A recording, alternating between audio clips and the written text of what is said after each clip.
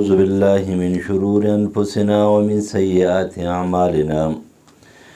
من يهده الله فلا مضل له ومن يضلل فلا هادي له وأشهد أن لا إله إلا الله وحده لا شريك له وأشهد أن محمدا عبده ورسوله أما بعد فأعوذ بالله من الشيطان الرجيم بسم الله الرحمن الرحيم قل هو الله أحد الله الصمد لم يلد ولم يولد ولم يكن له كفوا أحد تسوي قل هو الله أحد الله الصمد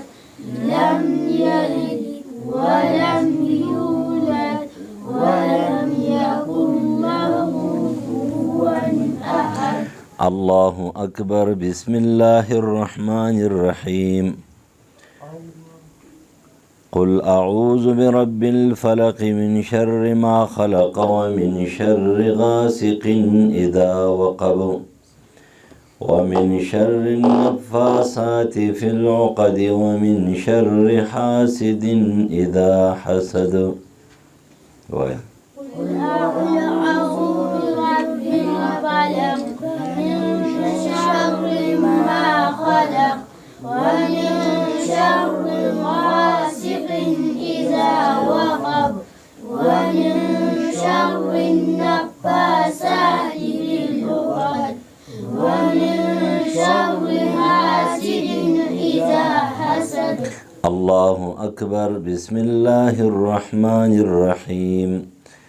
قل أعوذ برب الناس ملك الناس إله الناس من شر الوسواس الخناس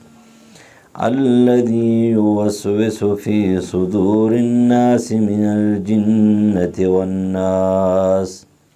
قل أعوذ برب الناس ملك الناس إله الناس من شر الوسواس الخناس الذي يوسوس في صدور الناس من الجنة والناس الله أكبر نحمده ونستعينه ونعوذ بالله من شرور أنفسنا ومن سيئات أعمالنا أما بعد فأعوذ بالله من الشيطان الرجيم بسم الله الرحمن الرحيم إن هذا القرآن يهدي للتي هي أقوم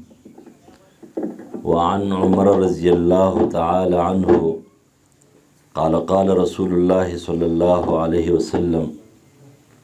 إن الله يرفع بهذا الكتاب أقواما ويذو بآخرين رواه مسلم بشک دا قرآن ہدایت کی رسمِ لاری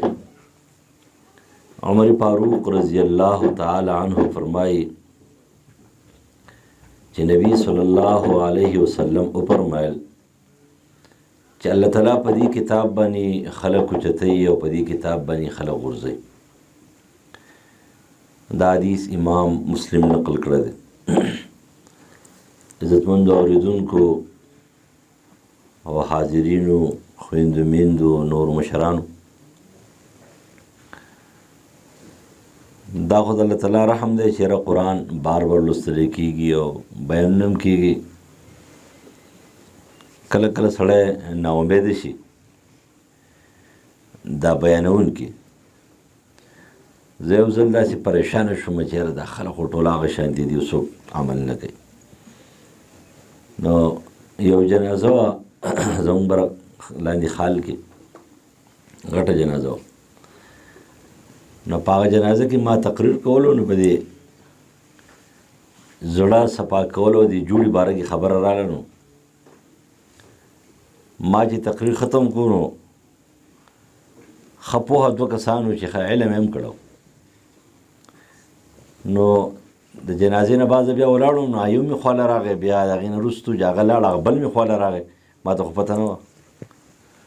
نو زمونږ د 3-4 کالو نه ورانه وه او چې کله تا تقریر شروع کو نو هغه یو ویل ما ویل چې نه دا بل سړی را باندې مخکې شي او هغه بل ویله چې را باندې دې مخکې نه شي نو چې تا تقریر ختم کو جنازې ته ودرېدې نو بس ما ور منډه کړه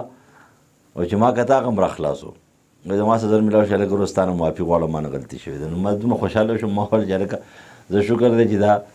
په دې ټوله مجموع کې خو ستاسو په دې دوو کسانو په دې زړه باندې خو اثر وکړو نو اصل خبره دا چې کله کله د شیطان دا داعي او دا ولستونکي او دا بیانونکي او دا مقرر دا هم ناامیده کي خو دا یو شیطاني جالي د دې وجې نه د دین د کار نه به هم نه ناامیده کېږو او د دین د اورېدو نه به هم ناامیده کېږو کم انسان چې هغه د دین د کار نه ناامیده شي دا هم شیطاني چال دی چې د دعوت کار او د دین کار او د قرآن کار او د حدیث کار بند شي او کم خلک چې د اورېدو نه ناامیده شي نو دا خلک هم چې دی نو څه دي دا هم شیطاني جال لاګیر کړي دي شیطان غواړي دا چې دا تې واړئ په دې وجه باندې د دین کار ته به کار وایو څوک هم چې بیان کوي هغې ته کېناستل پکار دي او د هغې نه څه اخیستل پکار دي که نور هېڅ هم څه میلاو نه شي نبي علیه السلام فرمایي چې د قرآن او د حدیث او د نیکانو د بدانو او د ښه محفل او د بد محفل یو رسول الله یو مثال پیش کړی دی چې د دین محفل وي او د ښه محفل وي او د قرآن او سنت محفل وي د هغې مثال چې کومه دی د یو مشکو د خرڅولو والا سره ورکړی دی چې مشک په خوشبودارو شیزونو کې د ټول نه قیمتي خوشبودار شی دی نن سبا د هغې قیمت هم د 1,30,000 1,40,000 روپۍ باندې توله ده ډېر قیمتي شی دی نبی علیه السلام فرمایي سړی د مشک والا سره کیني که نه او هغه مشک خرڅوي نو یا خو به دې څه واخلي په پیسو باندې په پیسو به دې څه وکړي څه واخلي یا به ول هغه خیراتي ورکړي د ده سره پیسې نشته دی نو هغه به ورته بیا خیراتي چې کومه دی نو څه شی ورکړي او یا به داسې وکړي چې که هېڅ هم نه که نه نو خوشبويي به پرې ولګي دې مطلب دا دی یا به علم حاصل کړي یا به پسې د علم د عمل مطابق یو ټکی ونښلي او که دا هم نه که نه د خیر او د برکت نه به دا محفل محرومه نه لیکن بل طرف ته هغه محفل دي چې د هغې کې د خیر د شر نه علاوه هېڅ هم نشته دی د هغې مثال یې ورکړی دی د هغې انګر د بنۍ سره چې کله پخوانه به وي که نه د هغې خوا ته کښېنې نو هغه چې کله هغه بنۍ له هغه هوا ورکوي او زور ورکوي د هغې سره هغه بڅري د اور چې کومه دی نو هغه اوچتېږي نو تا ته به څه میلاو شي یا به دې وسېځي جامې به دې وسېځي تا به وسېځي او که هېڅ هم نه یې که نه نو د لوګي او د اور هغه څخه بوی به در باندې ولګي اصل کې دا محفلې دا د مشکو محفلې دي دا د خیر او د برکت محفلې دي او تاسو ته پته را په دې کې دومره خیر دی چې د هغې خیر څه حد نشته دی یو تفسیر دی هغې ته امام قرطبي هغه نقل کوي چې یو نیک صالح بنده یو بزرگ بیمارو نو هغه خپل شاګرد راغی مرید راغی تپوس نو چې کله وکتل چې زما را استاد خو ډېر زیات بیمار دی ډېر زیات تکلیف دی ورته نو هغه پریشانه شو لږ ساعت کېناستو خو بیا بهر ووتلو بیا لږ ساعت بعد بیرته راغی کله چې وکتله نو د هغه استاد حالات یې برابر و بیماري کمه شوې وه تکلیف یې کم شوی و نو دې تپوس کوي چې زه مخکې رالم ستا حالات ډېر زیات خراب و خو چې کله بیا وروسته اوس رالم نو ته اوس ښه شوی نو هغه ورته به جواب کې ویلي زما خیال دی چې پلانکې په هغه ځای کې ناست او هغه د قرآن تلاوت کو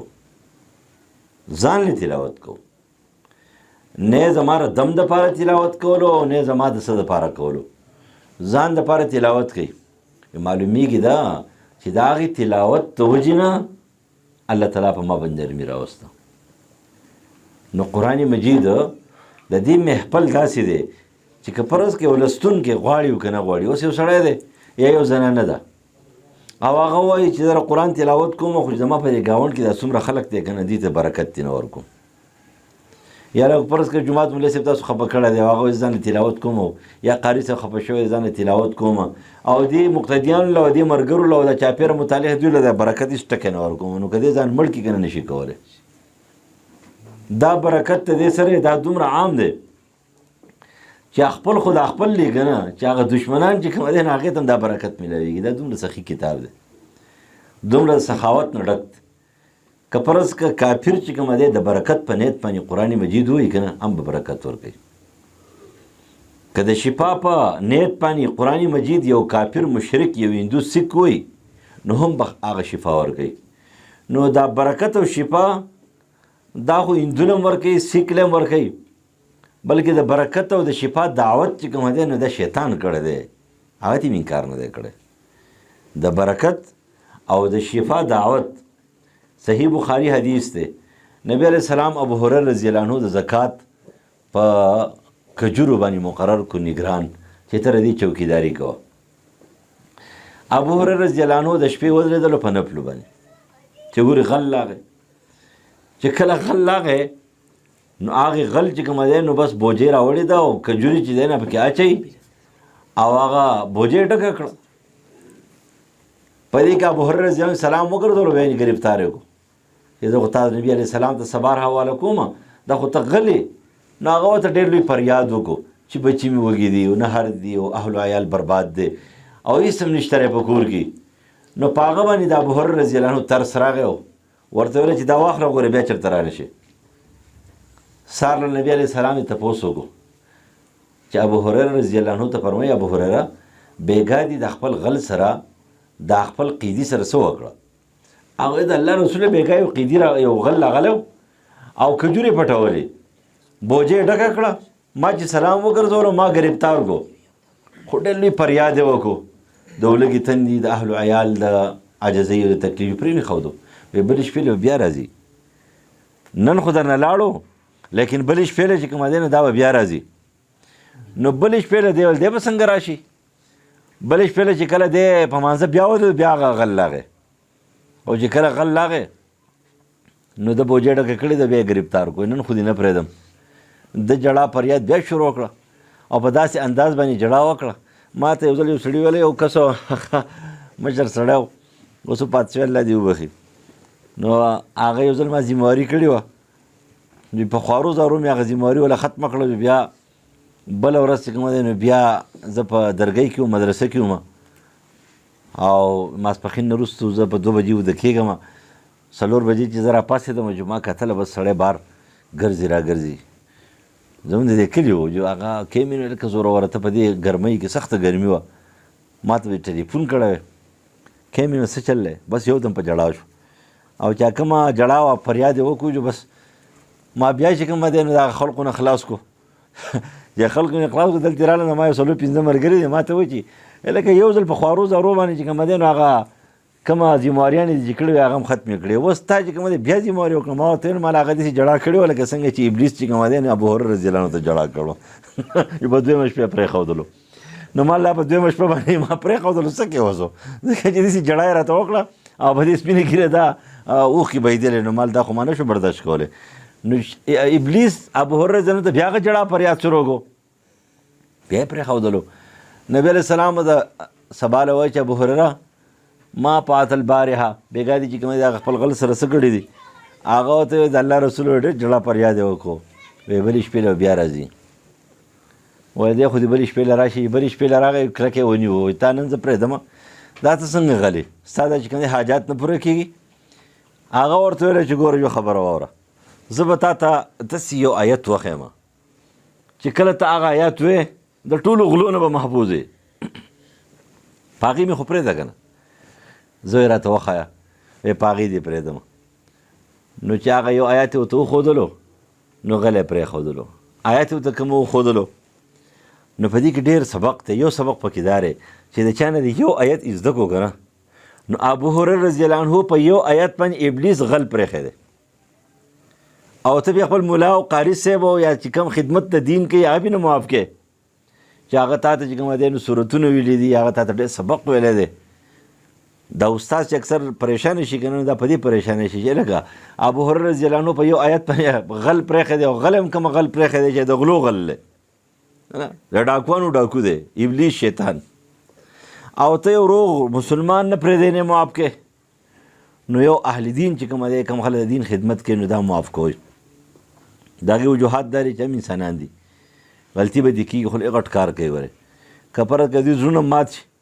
نو د دین دا کار به ټول پاتې شي هر څه برباد شي نو هغه ورته ویلی چې تا ته یو آیات ښیم هغه آیات څه دی آیت الکرسي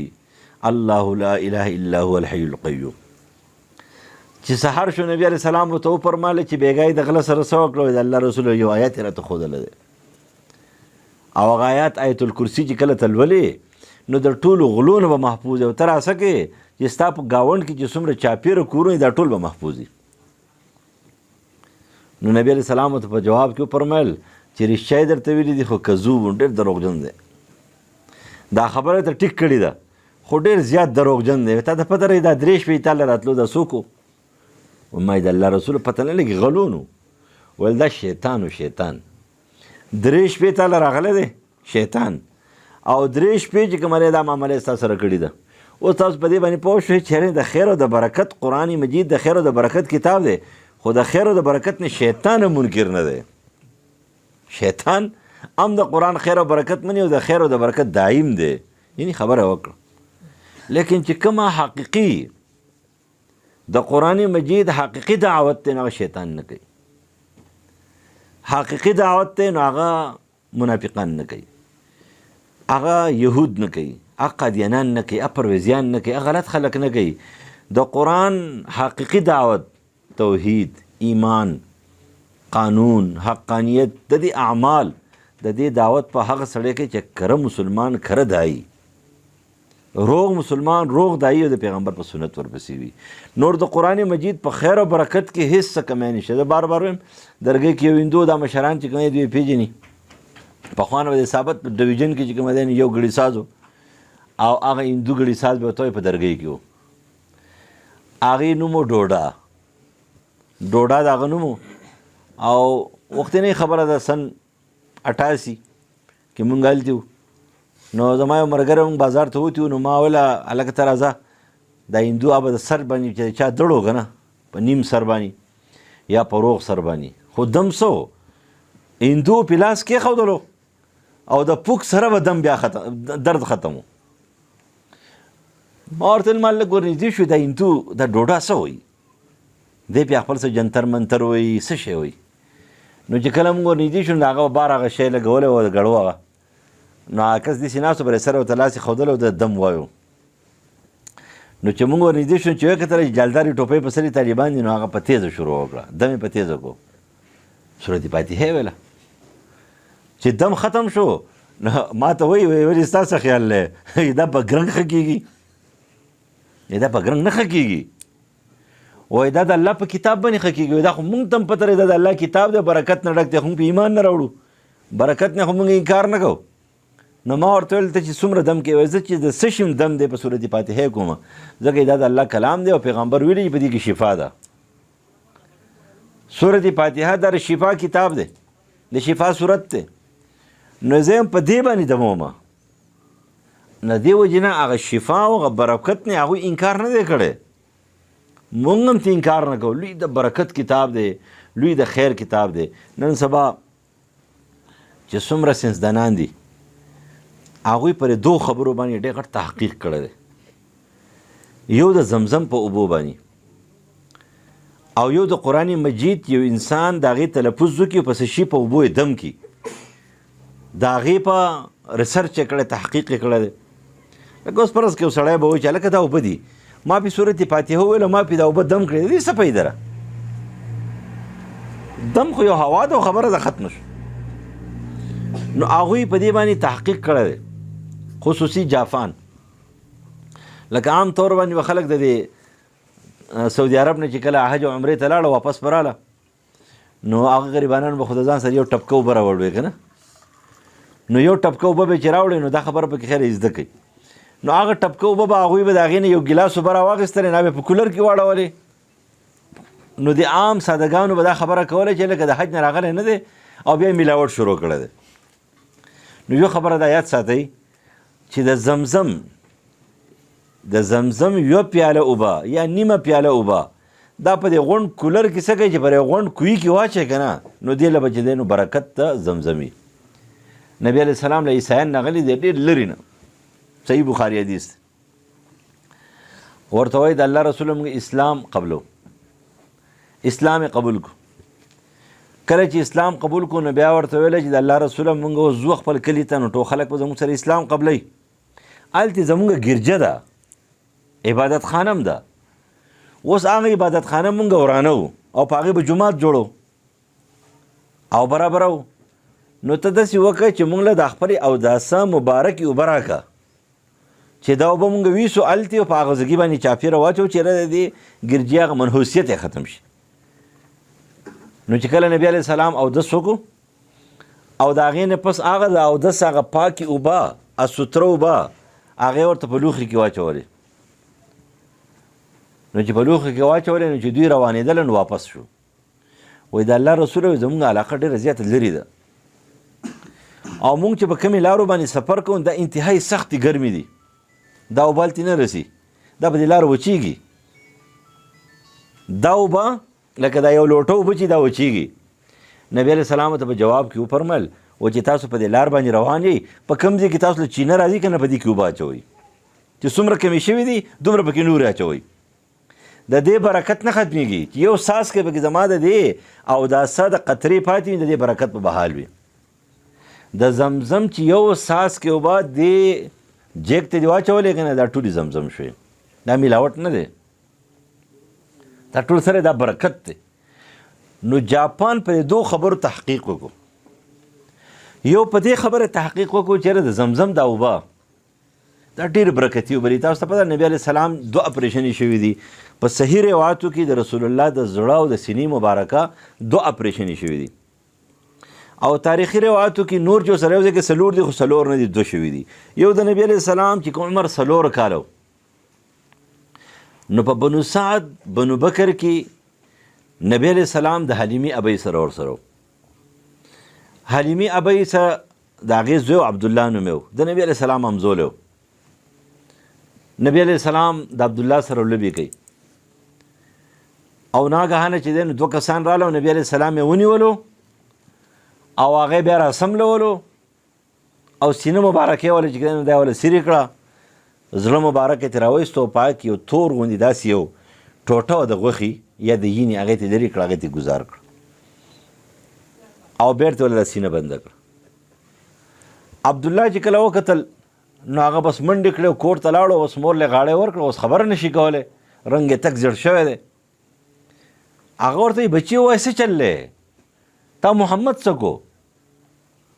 نو هغه بس نور څه نه وایي خو صرف اشاره کوي او چې کله لږ ځان یې برابر کړو نو ورته وویل چې هغه خو 2 کسان ونیو هغې خو مړ کو او بس مور یې رامنډې کړې. حلیمه به یې رامنډې کړې. د خپلې مور او د رضاعي مور صرف دومره فرق دی چې د دنې پیدارې او هغې چې کوم دی لوی کړی دی. نور د رضاعي مور هم هغه قدر دی چې کوم د خپلې مور قدر دی، هغه قدر دی. صرف دغه فرق دی چې دې کې میراث دی ولته میراث نشته. حلیمې ابی قدر نبی علیه السلام دومره زیات کولو چې کله په جنگ حنین کې په 8م کال هجرت باندې نبی علیه السلام ته یوه ګرفتاره ښځه حاضره کړې شوه او چې کله حاضره کړې شوه نبي علیه السلام تپوس وکړو چې ته څوک یې؟ نو هغه ورته وایي چې زه خو د بنو سعد بنو بکر یم. نبي علیه السلام حیران شو بنو سعد بنو بکر یې چا و؟ وایي د چا لور یې؟ وایي زه خو د حلیمې لور یم. وایي څه نوم دی؟ وایي شیما. نبي علیه السلام زر راپاڅېد خپل څادر ورته کېښودلو، ته شیما یې زما خور یې. او نبي علیه السلام خپله حصه مال غنیمت هغه یې موله ورکړو او هغه یې رخصت کړه، هغې به اسلام قبول کړو. حلیمه به خبر شو هغې اسلام قبول کړو. حلیمه به را روانه ده، بوډۍ ده، لاټۍ ورسره ده او داسې په مزه مزه را روانه ده. نبي علیه السلام خو ډېر وخت شوی و لیدلی نه وه. نو چې ویې کتل دا خو حلیمه به یې د روی چې نو څادر ورته خور کړو په غۍ کې را ونیولو هلته یې کېنوله. خلک حیران شو، صحابه حیران شو چېرې دا څوک عظیمه بوډۍ ده چې نبي علیه السلام ورته خپل څادر زما ستا څادر نه دی د پیغمبر څادر دی. نبی علیہ السلام ته خپل څادر خورئ او نبی علیہ السلام په غی کې رانیسي او هغه څادر باندې راپاسه کینی او بیا ورته داسې کینی په دې خاورو کې چېرې دا څومره عظیمه بوډۍ ده او دا څوک ته نه چا تپوس وکړه د زما مور ده که نه حلیمه ده دا خو زما مور حلیمه ابۍ ده نبی علیہ السلام حلیمې ابۍ په غی کې راونیولو او بس په یو طرف په بل طرف په مخ باندې په تندي ښکلی څه چلو شو به تا باندې نبی علیہ السلام ورته وفرمایل چې نور څه پوه نه شومه دو کس ما څه تکلیف نه دی میلاو شوی دو کسان راله زه یې ونیولم او بس دې کې سملولم او بیا زما را سینه داسې کولا وکړه او زما را زړی بار ته راویستو او د هغې نه داسې یو تور غوندې شی و هغې ته لرې کړو او دا یو بل ته ویل چې د شیطان چې کومه حصه و ناتې مو لرې کړه په زړه کې چې د شیطان کوم اثر و که نه هغه هم ترې لرې کړو نو د نبي علیه السلام چې کوم شیطان و قرین شیطان ورته وایي که نه رسول الله د هغې په باره کې فرمایي زما شیطان څه دی اسلمه مسلمان شوی دی اسلمه مسلمان شوی دی یا اسلمه تابعدار شوی دی یا تابعدار دی سرکشي نه کوي یا دا چې مسلمان شو ابلیس نه بل شیطانان په خلکو پسې نښلي او دویم اپریشن د نبی علیه السلام چې کله د معراج په واقع کې تلو نو د معراج په واقع کې نبی علیه السلام چې دی نو هغه د ام هانی رضی الله عنها په کور کې و چې اوس هم تاسو چېرته لاړ شئ حج عمرې له نو لږ هلته چې لاړ شئ نو د دې حجر اسود سره مخامخ حجر اسود سره مخامخ چې کوم یو پیلر دی هغې پیلر رنګ بدل دی د صفا د ډیرکۍ سره په یخ کې او د هغې پیلر رنګ چې کوم دی د نورو پیلرونه بدل دی اوس خو دې خبر نه یم ځکه چې خو زه حج عمرې له چې تلم په هغه وخت کې رنګ بدلو دقه ځای چې دی دقه پیلر د ام هاني کور او په دقه ځای کې نبي علیه السلام چې کوم دی نو څه د هغه سره او بیا د هغه ځای کې راوچت کړی دی او نبي علیه السلام سینه مبارک یې کلاو کړې ده یو جبریل امین دی او یو څه بله فرشته ده او د نبی علیه السلام زړه مبارک یې راغیستلی دی او د زمزم په اوبو کې یې ښودلی دی ته یو وخته پورې خلقو دا نه منله چېرې دا څنګه کېدلی شي چې د انسان نه دې زړه کټ کې او هغه دې بهر راوالی او کېدې په لوښي کې او انسان دې ژوندی دا انسانانو نه منله که انسان عقل خو دې وخته پورې کار کوي دې غره پورې کار کوي وړاندې کار نه کوي لیکن وروستو چې دی نو دا تجربه هغوی وکړه چې واقعي اوس چې اپریشن کوي د انسان زړه چې په نمکین اوبو کې کېدی نو دا د 2.5-3 غنټو پورې صحیح کار کوي دا مړ کېږي نه د دې حرکت برقراري او بلکې د دې زړه کنیکشن چې کوم دی نو هم برابري پمپینګ ټیږي کله چې هغوی د زمزم اوبه ټیسټ کړې جاپان نو هغوی ویل چې د دنیا هیڅ یو اوبه یو انسان یو ساینسدان نشي جوړولی چې په هغه کې دومره نمکیات راولي لکه څومره زمزم په اوبو کې دي او بیا هغوی د زمزم اوبو یو ګیلاس اوبه راواخیستلې او هغه یې ثابت کوی ته واچولې او سباله چې بیا د هغې ټیسټ وکړو نو د هغې اوبو نمکیات هم دقې زمزم د اوبو په شانتي نو یو د زمزم د اوبو اثر په دې وجه باندې چې کله زمزم اوبه څکې نو د عبدالله ابن عباس رضی الله عنه حدیث دی د عبدالله زوی د عمر رضی الله حدیث دی د نبی علیه السلام نه مرفوع هم ثابت دی خو کمزوره دی او د صحابو نه صحیح دی چې د زمزم د اوبه تر سره پاره څکې په کمې نیت څکې او نیت خالص صحیح وي نو دا د هغې دپاره کار کوي عبدالله ابن عباس رضی الله عنه فرمایي ما په دې باندې تجربه کړله چې کله دا زمزم دا اوبه ما د علم نافع دپاره څکلې وي الله تعالی ماله ډېر غټ علم راکړو نو دا اوبه اوس لکه فرض کړو سړی بیمار دی مونږ خو چې دی نو زر زمزم اوبه راواخلو زه نه څکم زمزم اوبه راواخلو که نه زر قبلې ته مخ کړو بس ایسته په ولاړې باندې څکو لکه زوروره دا تا ته چا ویلي داسې مونځ دی چې ته قبلې ته مخ کې دویمه خبره دا ده چې د ودرېدلو حکم پکې چېرته دی خو نبي علیه السلام هلتې په ولاړې باندې اوبه ځکه څکلې وې چې هلتې ګڼه وه د ناستې ځګی نه و دلته ښه برابر تکیه ته ډډه ولګوه ښه په کټ کې کښېنه په کرسۍ صوفه کې کښېنه او دا اوبه راواخله بسم الله وکړه او په زړه کې د هغې شي اراده وکړه په سر دې دړلی وایي الله ماله شفا راکړي دا اوبه څکم دا برکتي اوبه تا پیدا کړي دي یا الله ماله شفا راکړي بل څه بیماري ده یا الله ماله شفا راکړي بل څه بیماري ده ماله شفا راکړي روحاني شفا ماله راکړي علمي شفا راله راکړي علمي نافع راله راکړي جسماني شفا راله راکړي او دا په دې باندې صحابو تجربې کړي دي او دا بالټیک خبره ده یو د زمزم اوبه دویم نمبر د قرآن مجید دم دا پلتو شی نه دی که بعضې علما فرض کا څه مخالفت کوي یا څه کوي، نو د هغوی غریبانانو دا مقصد نه، هغوی وایي چې غلط دمونو مخالفت کوي. د صحیح دم خو چېرته مخالفت ځکه نه شي کولی چې قرآن او حدیث ترې ډک دی. لیکن خلق ته لګیا دي لکه پخوانه خلقو جنتري منتري ویلې، بحق فلان بحق فلان به ویل، هغه شیزونه ټیک نه دي. ډایرکټ قرآن پې وایه، سورت فاتحه وایه، سورت بقره وایه، معوذتین وایه، سورت اخلاص وایه، کم ټکی چې ته ویلی شي د قرآن په هغې باندې دم کوه. دویمه تجربه هغوی په دې باندې وکړه چېرې قرآن مجید پرې دم کې څه دي. نو هغوی اوبه راواخیستلې، خالص اوبه راواخیستلې او هغې ټیسټ کړ چې د هغې کې چې کوم اثرات و کوم څه هغې وکتله ټول برابر و. بیا د هغې نه بعد چې کوم دی یو قاري صاحب ته ویله چې دا اوبه ته د قرآن مجید په یو صورت باندې دم کړه. هغه صورت فاتحه باندې هغه اوبه دم کړې. چې کله دم کړې نو د دم نه وروستو هغه اوبه هغوی وکتلې. هغوی وویله چې دا اوبه چې بلکل پیور صفا سوتره فلټر کړې شوي اوبه وې، چې کومه مخکینۍ اوبه وې د هغې اوبو د وجود دپاره زمونږ د نظر مطابق چې کومه دی دا فټ وي، دا ټیک دي. لیکن د دم نه وروستو دا اوبه دا دومره زیاتې پیدمنې شوې چې په دې کې کومه طاقتونه راله، په دې کې کومه د قوت مدافعات زور راغی چې انسان د دې وجود نه دا بیمارۍ چې کومه غونډې څه کوي دا ختموي. نو دا تجربه وکړه، هغوی دا ومنله. ته نه ګورې اوس ډېر ملکونه چې کومه دی نو هغه سري هغه ستاسو حجامې کوي. ته ګوره چاینا والا، جرمني والا د حجامې چې کومه دی د هغې د اسپتال یې کلاو کړي، کلینیک یې کلاو کړي. نو پاکستان کې چې کومه دی نو خلکو حجامې شروع کړي. تاسو ته پته دا تجربه د چا نه زده کړه؟ د چاینا نه،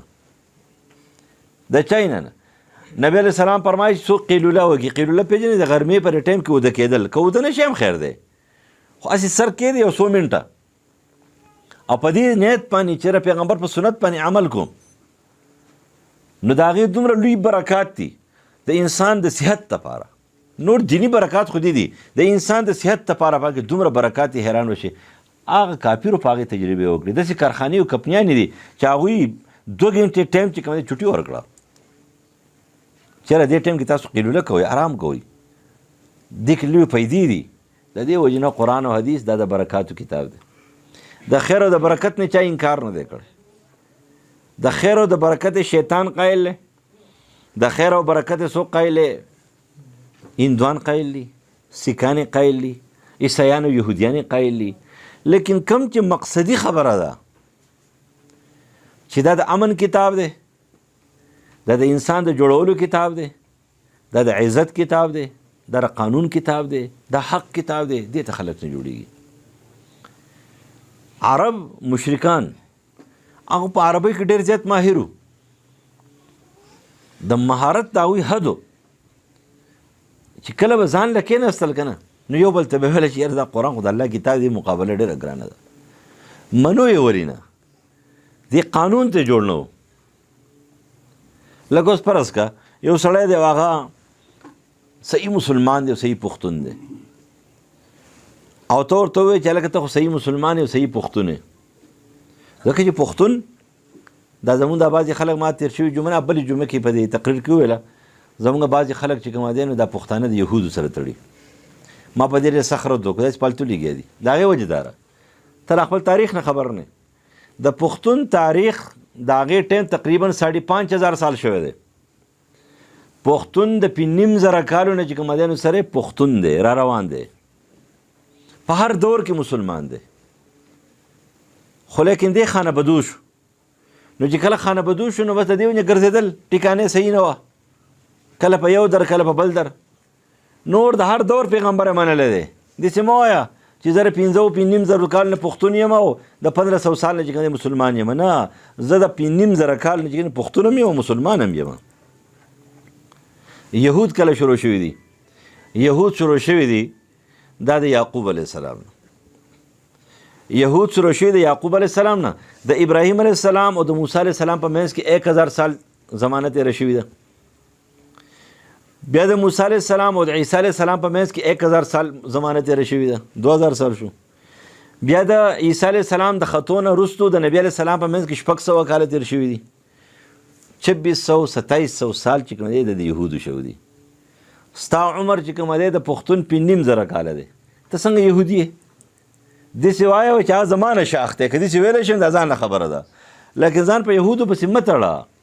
نو پښتون خو ډېر کلک دی که نه، ځان ته ډېر کلک وایي زه صحیح مسلمان یم، زه کلک یم، لیکن اوس پښتون ته دا یو خبره وړاندې کړي چې لکه په دې کې خو د قرآن کې خو د الله تعالی د میراث حکم هم رالیږلی دی. چېرې خور او د ترور او د چا حصې دي پکې، دې ته تیار یې که نه یې تیار؟ نو ستاسو په دې علاقه کې زه نومونه نه یم که په دې علاقه کې پخوا نه دا سپین ږیري چې کوم شته دوی ته به پته وي. زمونږ د خال یو څو کسان مشران او ستاسو د دې چاپېره بانډو کونډو د دې درو د دې مشرانو په یو دستاویز باندې دستخط کړی دی چې موږ میراث پښتون میراث نه ورکوي. یو ملک دی الله دې وبخي، هغه یو ملک دی چې کله کاغذ ویوړو نو هغه چې کتلی چې که د ظالم زامن و حرامخور خو یم خو کافر خو نه یم، حرامخور یم خو کافر خو نه یم. دا خو تاسو د قرآن د غونډ صورت نه انکار کوئ. نو زه اوس حق نه ورکومه، جهنم ته به لاړ شم او سمودې پورې به لاړ شم او کیدای شي الله توفیق راکړي دلته ولې د هر څه ورکړم یا ورته لاړ شم او په جړا شم ورته چې خور ترور ما معاف کړه. لیکن دا خو تاسو د قرآن د آیتونو نه انکار کوئ چې په دې دستخط کوئ چې پښتون میراث نه ورکوي. اوس پښتون دا ټینګ که چېرې ته خو د قرآن برکت منې، د قرآن خیر منې، د قرآن شفا منې، د قرآن ختم هم منې، د هر څه منې که نه چاو یاره جي دا قانون هم پکې دا منې، نو دی هغې ته تیار نه دی. یا فرض کا یو خور ده یو بل څوک ته هغه رواجونه کوي رسمونه کوي د شریعت خلاف، نو ته خو ډېر ښه منزل هم وی، صورت یاسین هم وی، صورت واقع هم وی، تبارک الذی هم وی ویل چاو، لیکن ته خو د شریعت خلاف چې کوم دی کارونه کوې نو هغې ته بیا جوړه نه ده، دې ته جوړه ده، خیر ته جوړه ده، برکت ته جوړه ده، شفا ته جوړه ده، ختم ته جوړه ده، منزل ویلو ته جوړه ده. لیکن که تا ورته ویلې چې پرده کوه بیا جوړه نه ده، که تا ورته چې رسم و رواج د شریعت خلاف کوم دی دا پرېږده بیا دې ته جوړه نه ده. هله به صحیح مسلمانان یو کرا چې قرآن مجید د الف نه واله تر والناس پورې ټول منو، د دې تلاوت منو، د دې برکت منو، د دې شفا منو، د دې عظمت منو، د دې قدر کو، د دې قانون منو، د دې حاکمیت منو. او پاتې شو دا چې ته په دنیا کې قانون نافظ نه لرې، دنیا پرېږدوه خپل ځان غم کوه. تا په دې خپل 4-5 فوټه 6 فوټه وجود باندې د قرآن مجید څومره قانون چې کوم دی نافظ کړی دی. اوس تا اقیم الصلاة وی تا اقیم الصلاة باندې عمل کې چاو جي بس صحیح شو. آتو زکات باندې عمل کې ویل چاو. کتب علیکم الصیام باندې عمل کې وی چاو کومه. په نظر باندې قانون باندې په پرده باندې په دې باندې عمل کې وی چاو په دې باندې کوم بیا مسلمان دی. دا مو آیا چې لکه اجتماعي لحاظ سره قانون نافذ نه لري، انفرادي لحاظ سره نافذ دی، دا خو ستا په اختیار کې دی. زموږ په اختیار کې چې څومره کارونه دي هغه موږ له کول پکار دي. الله تعالی موږ په هغې چرته هم نه نیسي چې کوم زموږ د اختیار نه بهر دي، او د هغې دپاره به منډه وهو، د هغې دپاره به محنت کوو. لهذا دا عظیم کتاب دی، دا د اوچتوالي کتاب دی، دا د قدر کتاب دی، دومره قدرمن کتاب دی چې چا وله غاړې ورکړې ده. تاسو ته پته ده که پیریانو وله غاړې ورکړې ده که نه، نو رسول الله د پیریانو صفت کړی دی. یو ځل نبي علیه السلام صحابو ته سورت رحمان لوستلو، نو نبی علیہ السلام چې راغی په بأي آلاء ربکما تکذبان، نو صحابه غلي ناسو. نبی علیہ السلام ته فرمایل چې دا صورت ما پیریانو ته ولوستلو، او چې کله زه دې آیات کریمه ته به راورسېدلم چې په بأي آلاء ربکما تکذبان، نو پیریانو به چغه کړه چې ای زموږ پروردګاره ستا د یو نعمت ناشکري مونږ نه کوو، مونږ بالکل حاضر یو. هغه ډېر ښایسته جواب یې ماله راکړو، بهترین جواب یې راله کوو. د پیریانو صفت یې کړی دی چې د قرآن قدر یې کړی دی، په قرآن عمل کړی دی، نو پیریانو صفت یې کړی دی، رسول الله صفت کړی. که زنانو ورله غاړه ورکړې ده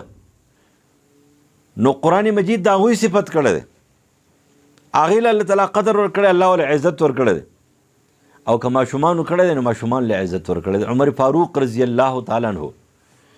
د هغه داسې دور خلافت و چې هغه داسې وزیر اعظم نه و لکه ستاسو د پاکستان د وزیر اعظم یا چېرته د سعودي عرب دا چې کومه دی نو دغه محمد ابن سلام او یا بل د هغه ډېر باروبه حکومت و. د هغه پر د نیمې دنیا نه زیات 54% ورته وایي د نیمې دنیا نه زیات حکومت و د هغه په محفل کې چا پلار خبرې نه شوی کولی عیسایانو یهودیانو مشرکانو کافرانو د عمر فاروق په محفل کې خبرې نه شوی کولی داسې به ناسو چې غلی بس سر نه خبره نه شوی کولی عمر فاروق په محفل کې یو کشر صحابي چې 14 کاله او 6 میاشتې یا 8 میاشتې عمر دی عبدالله ابن عباس رضی الله تعالی عنہ عمر فاروق ځان سره په دې خی جانب باندې کېنی صحیح بخاری نقل کوي نو یو صحابي دی هغه عبدالرحمن ابن عوف رضی الله عنه نوم دی عمر فاروق ته فرمایي چې امیر المؤمنین دومره واړه کشران بچي خو زمونږ هم شته مطلب یې دا نه اعتراض یې نه کوو مطلب یې دا و چې په دې خی جانب باندې دا الګ کېنې په دې کې څه کمال دی نو هغه ولې جواب ورنه کو خو لږ ساعت بعد یې تپوس وکړو چې اذا جاء نصر الله والفتح ورأيت الناس يدخلون في دين الله افواجا فسبح بحمد ربك واستغفره انه كان توابا ټولو صحابو ته دې صورت څه مطلب دی مختصر په 2-3 الفاظو په ټکو کې ماته ردی بیان وکړي نو هر یو صحابي د خپل علم مطابق خبره وکړه عبدالله ابن عباس ته فرمایي چې وراره وایا خپل ځان سپک مه ګڼه چې ته کشر یې د دې صورت څه مطلب دی نو هغه ورته ویله جي د دې صورت مطلب دا دی چې نبی علیه السلام ته فرمایي چې ستا میشن سر ته ورسېدو اليوم اکملت لکم دینکم واتممت علیکم نعمتي ورضیت لکم الاسلام دینا نن ستا میشن سر ته ورسېدلو لہذا ته به دنیا نه اوس وفات کېږي به او ته به کوچ کې او د دې صورت ته نزول نه بعد نبی علیه السلام به دا دعا ډېره کوله اللهم الرفیق الاعلی یا الله د بره مرګستیا بره مجلس غواړم او د دې نه پس رسول الله وفات شو او سبحان الله بحمده سبحان الله العظیم به ویل نو عمر فاروق ورته وفرمایل چې دا ما په دې خپل خوا کې ځکه کېنولی دی چې دې په قرآن پوهېږي دې د قرآن چې کومه دی نو څه دی دا ماهر دی د دې وجې چې کم خلک په قرآن باندې پوهېدل قرآن هغوی له عزت ورکړی دی هغوی له قدر ورکړی دی هغوی له یو مرتبه ورکړې ده اوس هم ورکوي چا چې د قرآن قدر کړی دی هغوی له مرتبه ورکړې ده چا سره چې قرآن ورسره دی که ته له قدر نه ورکوې هم له الله قدر ورکړی دی څوک له فرض که قدر نه ورکوي هم له الله قدر ورکړی دی د دې وجې قرآن سره تعلق جوړول پکار دی د قرآن د محفلو سره تعلق جوړول پکار دی دا د خیر او د برکت محفل دی نبی علیه السلام فرمایي چې پروردګار ته فرشتې لاړې شي د یو محفل ذکر ورته کوي چې پروردګاره د قرآن یو محفلو او په هغه محفل کې څه خلک راغلي وو قرآن ته ناسو لکه تاسو چې راغلي یا بره خویندې میندې راغلي دي هغه ناستې دي په دې باندې چې قرآن ته ناستې دي یو سړی دی هغه راغلی دی خو د یو سړي سره پکې کار دی تاسو خو فکر کړی که نه چې یو سړي په خېټه باندې درد وي که نه دا مولوي صاحب دا مونځ وګود کړي نو بس هغه ځای کې شاته هغه و چې د دې مولوي صاحب دې مرۍ نه ونیسم په دې محراب کې کېدم چې لکه زما په خېټه درد دی یا په سر مې درد دی او ته چې دلته چې دی نو مونځ دې وګود کو اوس یو سړی راغلی د هغه غرض دی او کار دی او ډېر مشکل کار دی او ډېر ضروري کار دی او دلته یو سړي ته انتظار کوي چې دی به اوس راپاسي او هلته چې دی نو د قرآن محفل روان دی د قرآن درس روان دی نو یو سړی داسې راغلی دی پروردګاره چې هغه دې محفل نه دی راغلی نه دی اورېدو له راغلی دی خو په دې محفل کې یو شخص دی او یو کس دی د هغه د ملاقات لپاره راغلی دی او په دې تادی کې دی چې کله به دا محفل ختمیږي او کله به دا پروګرام ختمیږي او کله به دا درس ختمیږي او چې دا سړی راپاسي او زما سره څه وکړي ملاقات وکړي نو هغه سړي دپاره څه حکم دی نو پروردګار ورته وایي دا داسې د خیر محفل دی دا بې برکته محفل نه دی چې د ځان سره دغه سړی دا معاف نه کړي نو تاسو په خپله سوچ وکړئ خو لیکن دا اصل خبره دا دی چېرې پناه خبرې دي پارسی یو شاعر دی که نه سعدی بابا وایي که نه این مدعیان در طلبش بی خبرانن کان را که خبر شد خبرش باز و نیامد وایي دا دنیا خلک بې خبره دي چې کومه خبر شوي دي د هغوی نه صحیح اطلاع رانله هغوی تا څه ټلیفون نه دی کړی نو دا څه کې غیبانه خبرې دي چې ته ما خو څه ونه لیده زه خو څه خبر نه شوم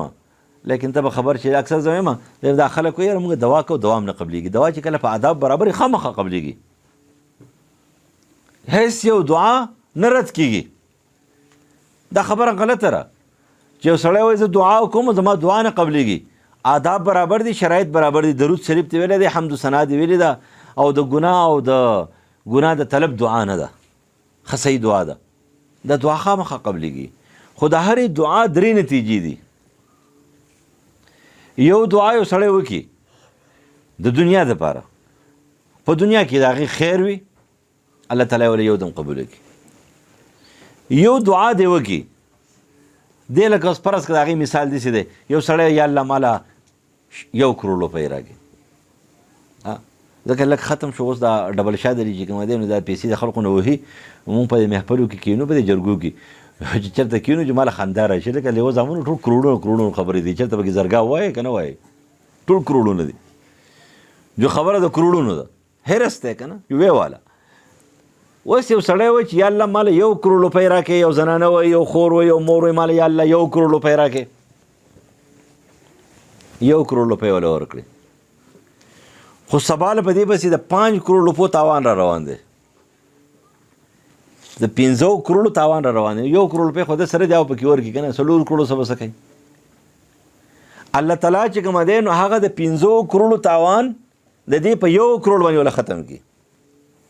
1 کروڑ دله ور نه کړي، لیکن د 15 کروڑو په تاوان چې کوم دی هغه ور بند کړي.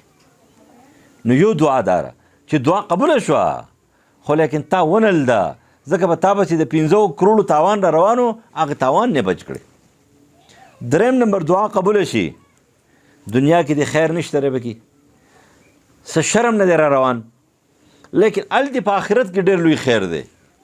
نو الله تعالی آخرت ته څه کې دا جمع کړي، هر دعا قبلېږي، هر ټایم هر وخت ځان له غواړئ، د الله نه غواړئ. دا دعا قبلېږي یا به په دنیا کې درکړي، یا به په شر دفع شي، او یا به هلته دله څه کړي، هلته به له ذخیره کړي. دا نه چېرې دعا نه قبلېږي. اکثر خلک ناامیده شي، ناامیدي به نه کوي. د دعا په آدابو کې هم دا دي چې د حمد و ثنا او د درود سره سره جلبازي به نه کوي. د جلبازۍ نه به ځان ساتي. جلبازي څه ته وایي چې کله رسول الله پر جلبازي به نه کوي، صحابي تپوس کوي یا رسول الله جلبازي څه ته وایي؟ وایي جلبازي ته دی چې غواړم او راکوي نه، دعا کوم او قبلېږي نه، دعا کوم او قبلېږي نه، مته غواړم او راکوي نه.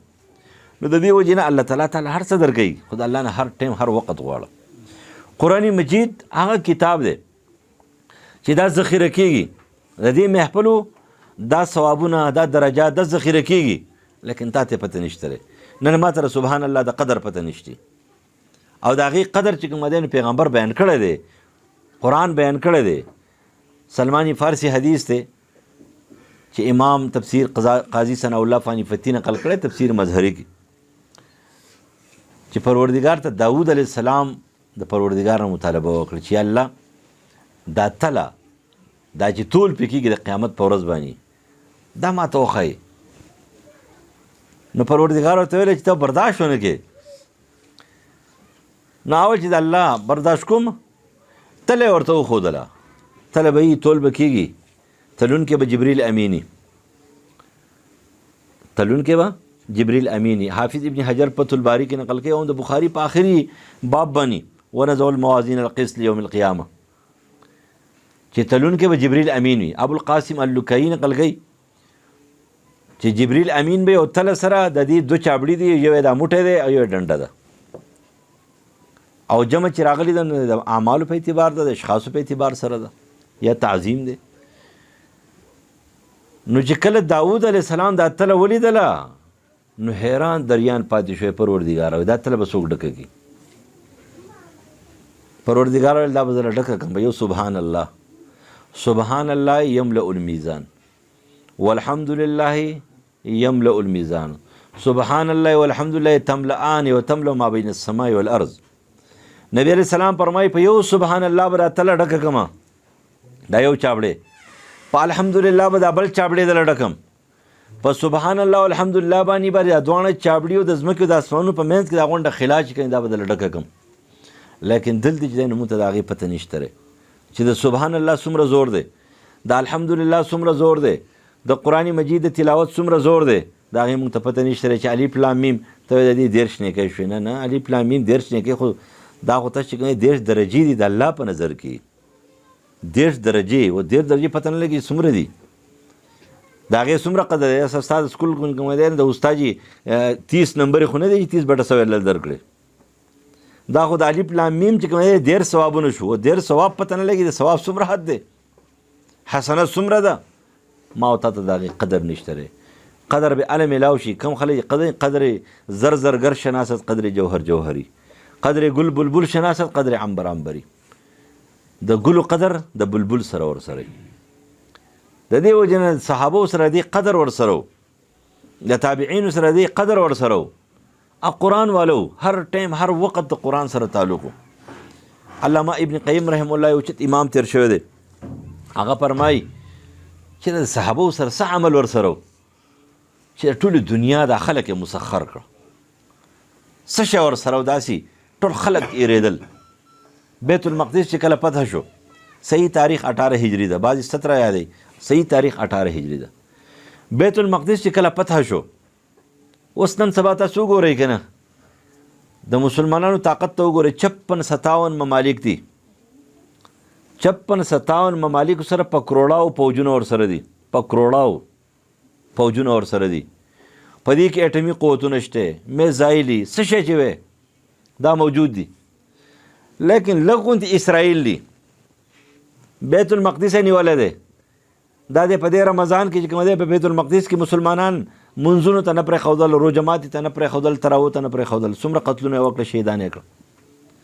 چاپېره څومره عرب پراته دي 26 ممالک دي که 27 ممالک عرب پراته دي هر شی ورسره دی لیکن څومره بزدل او څومره غټ بې غیرته دي بل نشته دی د خپل مسلمان اواز نه اوري د هغې نه خبر نه دي زموږ دا وطن هر څنګه چې دی که نه تاسو ته پته موږ ډېر څه کوو ډېر څه وایو خو لیکن دوی که ښکاره تاسو ته څه نه ښکاري که نه د دنیا په هر ځای کې چې څومره مظلوم مسلمانان دي نو هم دا وطن یې امداد کوي هم دا وطن یې کوي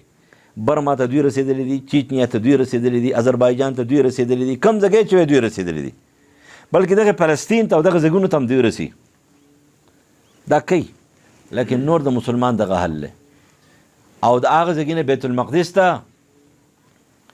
صحابه راله یو طرف ته پلکاو چې د یهودي عیسایان دي او بل طرف د مسلمانانو 18-19,000 20,000 لښکر دی خالد ابن ولید رضی الله عنه دی او بیت المقدس یې فتح وکړو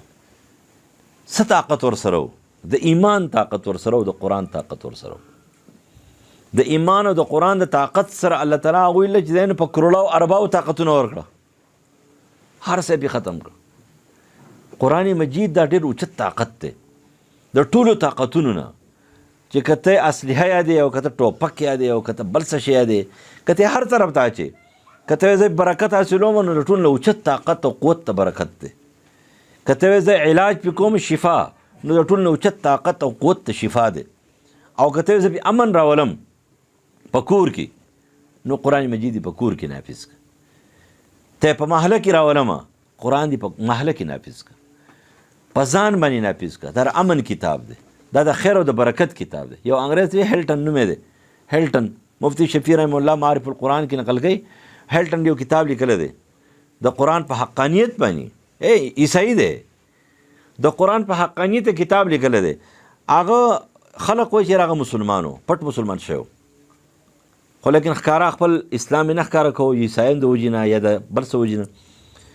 هغه په خپل کتاب کې لیکلی دی چېرې د یهود عیسایان دومره بېقوفان خلک دی وایي د رحمت د کتاب نه د عذاب کتاب جوړ کړی دی وایي کوم کتاب چې د امن کتاب دی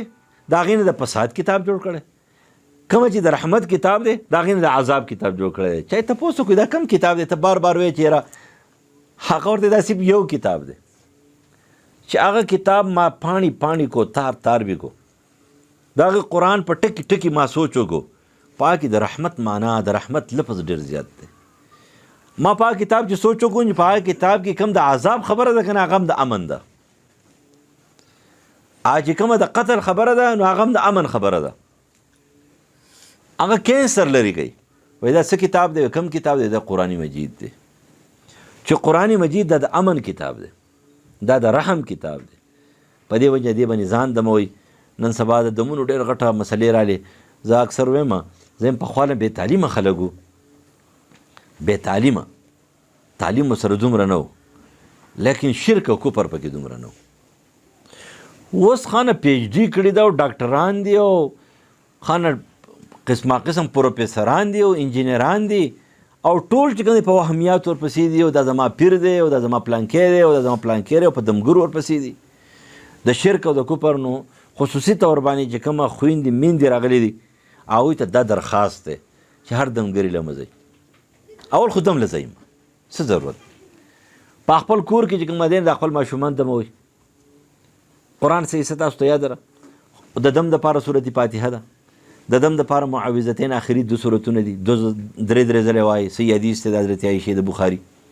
نبی علیه السلام پې ځان دمولو، صحابو پې ځان دمولو، تاسو پې ځان دموئ. د سحر او د جادو د منتر دپاره چې کوم دی استعمال آیت الکرسي د ټولو عظیم کتاب دی، عظیم آیت دی، په دې باندې ځان دموئ.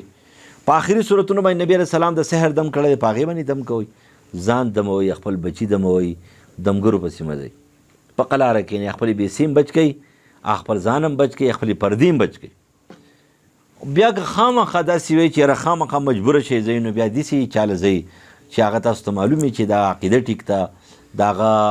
عمل ټیک دی، د هغه دم صحیح دی، هغه د قرآن او د حدیث نه علاوه بل څه دمونه ممونه نه کوي، نو بیا ټیک ده. خو که فرض که تاسو دې جادوګرو منترو له ځئ نو ګورئ خپل عقیده هم برباده کړه، د خاوند پیسې هم غرقې کړې، د هغې تپوس په در نه کېږي. خاوند پیسې ګټي هغه غریبې رالیږي او ته په د جادوګرو باندې او به د تعویذونو باندې لګوي، که نه په تعویذونو خلک پیسې ډېرې ورکوي. نو دا کارونه مه کوئ. لهذا دا قرآن دی، دا ځان سره ونیسئ او دا خپل بچو سره ونیسئ. دا د خیر او د برکت کتاب دی. الله تعالی دې موږ د قرآن عاملان جوړ کړي، الله دې قرآن سره زموږ حقیقي مینه پیدا کړي، الله تعالی دې موږ معاف کړي. دعا وکړئ. اللهم صل علی محمد وعلى ال محمد كما صليت على إبراهيم وعلى آل إبراهيم إنك حميد مجيد. اللهم بارك على محمد وعلى آل محمد كما باركت على إبراهيم وعلى آل إبراهيم إنك حميد مجيد. إله العالمین دنیا و آخرت هم خیسته کې، مشکلات هم حل کې، شریعه اجازه ضروریات هم سرته ورسې، مرضونو اپتونو مصیبتونو غمونو محفوظ کې، د رحم او د کرم معامله رسو کې. إله العالمین په دې محفل کې په نارینه و زنانه و وړو لویو ماشومانو ټولو کې د چا څه شریعه اجازه ضروریات وي سرته ورسې. څوک پکې بیماران دي روحاني جسماني لحاظ سره شفای کامله عاجله نصیب کړي. د چا الواد نشته نیکان صالحان الواد ولور کړي. د چا نارینه الواد نشته نیکان صالحان نارینه الواد ولور کړي. د چا الواد شته د نیکان صالحان لوی کړي. الہ العالمین د چا په کورونو کې مسایل دي، پریشانیانې دي، اختلافات دي، پروردګاره دغه پریشانیانې دغه کورونو نه وباسي. الہ العالمین دغه کورونو کې اتحاد او اتفاق پیدا کړي، دغه اختلافات او دغه پریشانیانې دي ختم کړي. د چا په کورونو کې مرضونه دي او یا نظر او د سحر اثرات دي، پروردګاره دغه بیماریان دغه مصیبتونه او پریشانیانې د کورونو نه وباسي. یا الله زموږ په کورونو کې د خیر او د برکت رڼاګانې راولي، د قرآن او د سنت رڼاګانې راولي. زموږ د کورونو د شرک او د کفر او د بدعات او رسوماتو او د شریعت د خلاف د رسمونو او رواجونو دا ټولې تیرې زموږ د کورونو نه وباسي. الہ العالمین ته موږ معاف کړي. پروردګاره څوک وفات شوي دي چمګاون علاقه کې، پروردګاره نږدې لرې وفات شوي دي، هغه ټول معاف کړي. زموږ استادانو بخښي، زموږ شیخانو بخښي، زموږ مور و پلارو بخښي، زموږ رشته دارانو بخښي. الہ العالمین تر مظلوم مسلمانانو امداد او تعاون وکړي، د مظلوم فلسطینیانو کشمیریانو امداد او تعاون وکړي. حقیقي مجاهدین کامیاب او کامران کړي، حقیقي داعیان کامیاب او کامران کړي. د قرآن او سنت لپاره څوک کار کوي په هره جامار شکل کې کامیاب او کامران کړي. الہ العالمین د حرمینو محافظ شي، زموږ د دې وطن ته حفاظت وکړي، زموږ د دې وطن ټول مسایل ختم کړي، د دې قرضې ختمې کړي، د دې پریشانیانې ختمې کړي او د دې دشمنان اندروني بیروني ښکاره او پټ څومره دي تباه او برباد کړي. الہ العالمین د وطن خیرخواهان بهر دي او که دننه دي، پروردګاره کامیاب او کامران کړي. زموږ هغه غرونه چې په بار ملکونو کې دي، په مسایلو کې دي، په پریشانیانو کې دي، په جیلونو کې دي، پروردګاره څه مصیبتونو کې دي، الہ العالمین د هغوی سره د رحم او د کرم معامله وکړي، د هغوی دغه پریشانیانې او مسایل ختم کړي. الہ العالمین ته موږ معاف کړي. د فتنو پر دور کې زموږ د عقیدې، زموږ د عمل او زموږ د ایمان ته محافظ و ناصر شي. الہ العالمین د فتنو پر دور کې زموږ د کشرانو ته محافظ و ناصر شي، زموږ د عزتونو حفاظت وکړي. پروردګاره ته زموږ د مالونو محافظ شي. الہ العالمین ته موږ معاف کړي. قبر د عذاب او جهنم د عذاب نه بچ کړي، جنت فردوس هم نصیب کړي، د رحم او د کرم معامله رسو کړي. الہ العالمین دا مدرسه کامیابه کړي، پروردګاره دې مدرسې څه مسایل او پریشانیان یا ختم کړي دې سره څوک تعاون کوي څوک دا چلوي څوک په دې کې منډه ترړه وهي الٰه العالمین نگراني کوي پروردګاره دغه په علم عمر کې دغه په مال او دولت کې دا بچو کې او په خاندان کې خیر او برکت واچي الٰه العالمین دې د خیر د چینې جاری ساری وساتي کما حاضرین چې دلته حاضر شوي دي پروردګار د ټول مظلومان دي کمزوري دي عاجزان دي پروردګاره ته په رحم وکړي الٰه العالمین ته باندې رحم وکړي پروردګاره د رحم معامله راسه وکړي الٰه العالمین زموږ سره مینه وکړي زموږ ټول ګناهونه مونږ ته معاف کړي قبر د عذاب جهنم د عذاب نه بچ کړي جنت فردوس هم نصیب کړي الٰه العالمین جنت فردوس هم نصیب کړي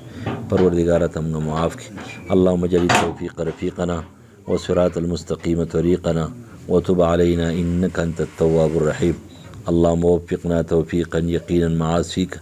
وأرشدنا إلى سعي ما يرضيك وأجرنا يا مولانا عن خزيك وعذابك اللهم اغفر لحينا وميتنا پروردگار د خیر او د رحم او د کرم باران وکړي الٰه العالمین د خیر او د رحم او د کرم باران وکړي الحمدلله رب العالمین الرحمن الرحیم مالک یوم الدین إياك نعبد وإياك نستعين